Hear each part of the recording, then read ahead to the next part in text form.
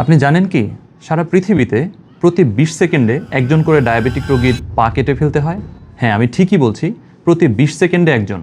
এমনকি আমরা হাসপাতালে যাদের পা কেটে দেই তাদের 90% রোগীর শুরুটা হয়েছিল ছোট্ট একটি ক্ষত থেকে।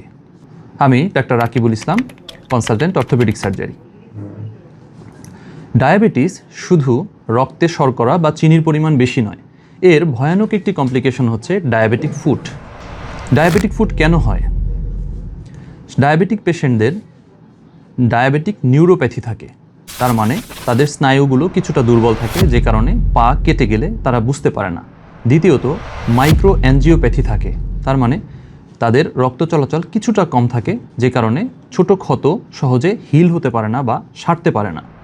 তৃতীয়ত সর্বোপরি ডায়াবেটিক পেশেন্টদের ইমিউনিটি বা রোগ প্রতিরোধ ক্ষমতাই কম থাকে, যে কারণে ছোট ক্ষত থেকে ছোট কোনো ইনফেকশন হলে বডি সেটাকে প্রতিরোধ করতে পারে না। আসুন আমরা দেখি ডায়াবেটিস প্রতিরোধ করব কিভাবে। প্রতিদিন রাতে ঘুমানোর আগে অবশ্যই আপনার পা ভালো করে চেক করে নিন, কোনো ছোটোখাটো ক্ষত অথবা কোনো পিনপ্রিক বা কাটা ঢুকেছে কিনা। দ্বিতীয়ত পাকে পরিষ্কার এবং শুকনো রাখুন। তৃতীয়ত নরম মোজা এবং ফিটিং জুতা ব্যবহার করুন। চতুর্থত ডায়াবেটিক পেশেন্টদের ক্ষেত্রে অবশ্যই নখ কাটার সময় সতর্ক থাকতে হবে, যাতে করে নখ কাটতে গিয়ে আঙুলের কোনো কর্নার কেটে না যায়। এবং সর্বশেষ ডায়াবেটিক পেশেন্টদের ক্ষেত্রে তাদের ব্লাড সুগার নিয়ন্ত্রণে রাখতে হবে।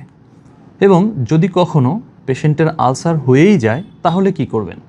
সেই ক্ষেত্রে অবশ্যই একজন অর্থোপেডিক ডক্টরের সাথে যোগাযোগ করুন এবং এই আলসারের জন্য আমাদের ফুড কেয়ার বা ডায়াবেটিক ফুড কেয়ার সেন্টার থাকে, সেই সেন্টারে যোগাযোগ করুন এবং শর্করা নিয়ন্ত্রণের জন্য একজন এন্ডোক্রাইনোলজিস্টেরও পরামর্শ নিতে পারেন। ধন্যবাদ সবাইকে।